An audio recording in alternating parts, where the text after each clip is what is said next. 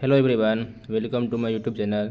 चलिए आज हम लोग डिस्कस करते हैं रेलवे जेई का प्रमोशन के बारे में। तो चलिए रेलवे जेई का प्रमोशन कहाँ से कहाँ तक होता है इसके बारे में बात करते हैं। तो चलिए अभी आप लोग अगर रेलवे जेई में क्वालिफाई करते हो और as a junior engineer railway में पोस्टेड होते हो तो आप लोगों का प्रमोशन इस तरीके से होगा। तो चलिए डिस्कस करते हैं। सबसे पहले आप लोग रेलवे जूनियर इंजीनियर में पोस्टेड होंगे।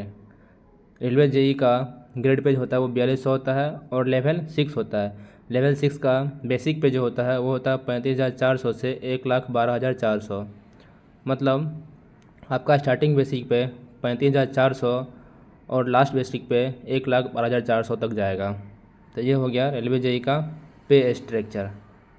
ठीक है, इसके बाद आप लोगों को एक टाइम बॉन्डेड प्रमोशन मिलेगा जो सीनियर सेक्शन इंजीनियर के रूप में होगा।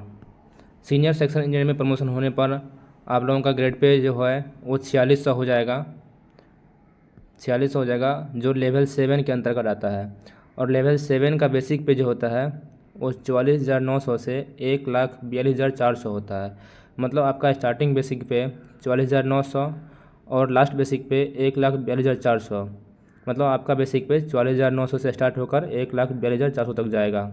ये हो गया रेलवे सीनियर सेक्शन इंजीनियर का पे स्ट्रक्चर। ये प्रमोशन आप लोगों को जूनियर इंजीनियर में पोस्टेड होने के 3 से 4 साल के बाद मिल जाएगा। उसके बाद प्रमोशन दो तरीके से आप लोगों का होगा। एसएससी बनने के बाद आप लोगों का प्रमोशन दो तरीके से होगा। एक होता है LDC limited departmental competitive examination, एक इसके थ्रू होगा। जो एम्प्लॉय या जो जेई एसएससी इस एग्ज़ाम में क्वालिफाई कर लेगा उसका प्रमोशन इस तरीके से होगा। और जो LDC क्वालिफाई नहीं करेगा उसका प्रमोशन जो है इधर मेंशन किया गया है। इस साइड देखिए, इस साइड में मेंशन किया हूँ। तो चलिए सबसे पहले नॉर्मल प्रमोशन जो है वो देख लेते हैं। तो चलिए दूसरा प्रमोशन जो होगा इस तरह से होगा। आप लोगों का प्रमोशन जब एसएससी में हो जाएगा उसके बाद जिस यूनिट में या जिस डिवीज़न में आप लोग पोस्टेड होंगे वहाँ पे टोटल सीट जितना है एसएससी का उसके 50% को लेवल 8 में प्रमोट कर दिया जाएगा। मान लीजिए किसी डिवीज़न में या फिर किसी वर्कशॉप में अगर 100 सीट है तो उसमें से 50 सीट को लेवल 8 में प्रमोट कर दिया जाएगा। लेकिन पोस्ट का नाम वही रहेगा, सीनियर सेक्शन इंजीनियर। बट आप लोगों का ग्रेड पे जो है वो 4800 हो जाएगा और पे लेवल 8 हो जाएगा। ठीक है, उसके 4 साल के बाद मतलब लेवल 8 जब आप लोगों को मिल जाएगा उसके 4 साल के बाद आप लोगों का एक प्रमोशन और मिलेगा आप लोगों को, वो होगा लेवल 9 का। मतलब जितना एसएससी 50% के थ्रू लेवल 8 में गया है उस लेवल 8 का 50% जो होगा वो 4 साल के बाद लेवल 9 में हो जाएंगे वो लोग लेवल 9 में। और ग्रेड पे हो जाएगा उन लोगों का 5400। ग्रेड पे हो जाएगा उन लोगों का 5400 आफ्टर 4 ईयर ऑफ सर्विस। मतलब आप लोगों का प्रमोशन जो है वो एसएससी में इस तरह से होगा। लेवल 7 में जो है जितना भी सीट है उसका 50% लेवल 7 में रहेगा।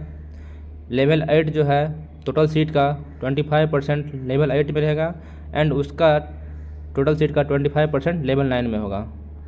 ठीक है, लेवल 9 का प्रमोशन मतलब लेवल 8 में अपॉइंट होने के 4 साल के बाद हो जाएगा, लेवल 9 में आप लोग हो जाएंगे। तो चलिए ये रहा आप लोगों का नॉर्मल प्रमोशन। उसके बाद डिपार्टमेंटल एग्ज़ाम के थ्रू जो प्रमोशन होता है उसके बारे में बात करते हैं। तो चलिए रेलवे में डिपार्टमेंटल एग्ज़ाम आने पर आप लोग उसका फॉर्म फिलअप करेंगे और आप लोगों का प्रमोशन इस तरीके से होगा। तो चलिए बात करते हैं। सबसे पहले लिमिटेड डिपार्टमेंटल एग्जामिनेशन जो है वो दो तरीके से होता है। पहला होता है एक 70%, एक होता है 30%। तो 70% जो होता है वो प्रमोशनल कोटा उसको बोलते हैं जनरली। तो 70% के लिए जो होता है मिनिमम सर्विस 3 ईयर होता है और ये सीनियरिटी बेसिस पे होता है। अगर मान लीजिए LDC 70% के थ्रू एक वैकेंसी आया है तो ऊपर से सीनियरिटी बेसिस पे सिर्फ 5 आदमी को बुलाएगा और उस 5 आदमी से ही सिर्फ एग्ज़ाम लिया जाएगा। उसी 5 में से किसी एक को प्रमोशन दिया जाएगा। बट 70% को छोड़ के 30% जो है ये होता है ओपन वैकेंसी होता है। ये ओपन मतलब इसमें हर कोई फिल कर सकता है। इसका जो मिनिमम सर्विस है वो 5 ईयर सर्विस है।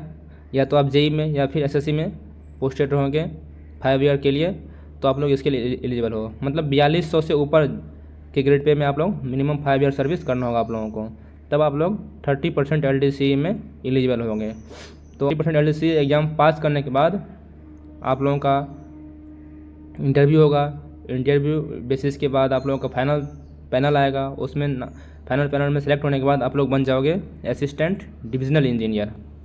असिस्टेंट डिविजनल इंजीनियर जो होता है वो गजेटेड ऑफिसर होता है। रेलवे में गजेटेड ऑफिसर होता है, ठीक है। इसका ग्रेड पे जो होता है वो 4800 कुछ दिनों के लिए आप लोगों का 4800 होगा। उसके बाद आप लोग 5400 में प्रमोट हो जाओगे, 5400 ग्रेड पे, ठीक है। उसके बाद आप लोगों का जो प्रमोशन होगा वो सीनियरिटी बेसिस पे होते रहेगा। यही बनने के बाद फिर आप लोग कुछ टाइम के बाद डिविजनल इंजीनियर बन जाओगे। डिविजनल इंजीनियर जो कि एक रेपुटेड पोस्ट बनाया था रेलवे में ऑफिसर में। तो डिविजनल इंजीनियर बनोगे तो डिविजनल इंजीनियर जैसे इलेक्ट्रिकल डिपार्टमेंट जो रहोगे तो वो कहलाओगे डिविजनल इलेक्ट्रिकल इंजीनियर। मैकेनिकल में रहोगे तो कहलाओगे mechanical divisional mechanical engineer. Civil में रहोगे तो कहलाओगे डिविजनल इंजीनियर। SNT में रहोगे तो कहलाओगे सीनियर ये divisional signal and telecom engineer. तो चलिए डिविजनल इंजीनियर बनने के बाद फिर आप लोगों का वही सेम सीनियरिटी बेसिस पे आप लोग सीनियर डिविजनल इंजीनियर में प्रमोट हो जाओगे। सीनियर डिविजनल इंजीनियर इसका ग्रेड पे जो है 6600 होता है। सीनियर डिविजनल में वही सेम, अगर इलेक्ट्रिकल के रहोगे तो senior divisional electrical engineer. Mechanical के रहोगे तो कहलाओगे senior divisional mechanical engineer. Civil के रहोगे तो कहलाओगे सीनियर डिविजनल इंजीनियर। उसके बाद SNT के रहोगे तो कहलाओगे senior divisional SNT signal and telecom engineer. तो इसका ग्रेड पे जो होता है वो 6600 होता है। 6600 ग्रेड पे एक अच्छा ग्रेड पे बनाया था रेलवे में। और ये एक इसको जो है ना इस लेवल के पोस्ट को कहा जाता है ब्रांच ऑफिसर। ये आप लोगों का ब्रांच ऑफिसर रहेगा। मतलब जो भी अभी जो जेई में अपॉइंट होंगे ना उन लोगों का ब्रांच ऑफिसर यही लोग होते हैं। सीनियर डिविजनल इंजीनियर लेवल के ऑफिसर ही आप लोगों के ब्रांच ऑफिसर कहलाएंगे। ये ब्रांच ऑफिसर का रोल प्ले करते हैं। मतलब अगर मान लीजिए आप लोग इलेक्ट्रिकल डिपार्टमेंट के हो तो इलेक्ट्रिकल डिपार्टमेंट में का जो इलेक्ट्रिकल डिपार्टमेंट का जो सब डिपार्टमेंट जैसे TRD हो गया, जनरल सर्विस हो गया, उसके बाद हो गया लोको हो गया। तो इस सब का जो एक एक ऑफिसर अपॉइंट होता है जो ब्रांच ऑफिसर कहलाता है वो यही लोग होते हैं। सीनियर डिविजनल इंजीनियर रैंक के ऑफिसर होते हैं ब्रांच ऑफिसर। उसके बाद आप लोगों का प्रमोशन है ना डिपेंड करता है आप लोगों का लेंथ ऑफ सर्विस क्या है। अगर आप लोगों का लेंथ ऑफ सर्विस बचा है तो फिर वही time bounded promotion. Senior divisional engineer के बाद जो प्रमोशन होता है वो होता है चीफ इंजीनियर। उसके बाद होता है प्रिंसिपल चीफ इंजीनियर। तो जनरली अगर टाइम आप लोगों का सर्विस बचा रहेगा तभी मिल पाएगा। जनरली प्रमोशन से जो लोग आते हैं उन लोगों का प्रमोशन सीनियर डिविजनल इंजीनियर तक ही हो पाता है। हाँ किसी किसी का अगर लेंथ ऑफ सर्विस ज़्यादा होता है तो वो मुश्किल से चीफ इंजीनियर तक बन जाते हैं। तो चलिए यही रहा रेलवे जेई का प्रमोशन लिस्ट। तो इसी तरह आप लोगों का रेलवे जेई में जब ज्वाइन करोगे तो इसी तरह से आप लोगों का प्रमोशन होगा। चलिए मेरे चैनल को लाइक सब्सक्राइब कीजिए ताकि मैं मोटिवेट होकर आगे आप लोग के अकॉर्डिंग वीडियो बना सकूं। चलिए थैंक यू, बाय बाय।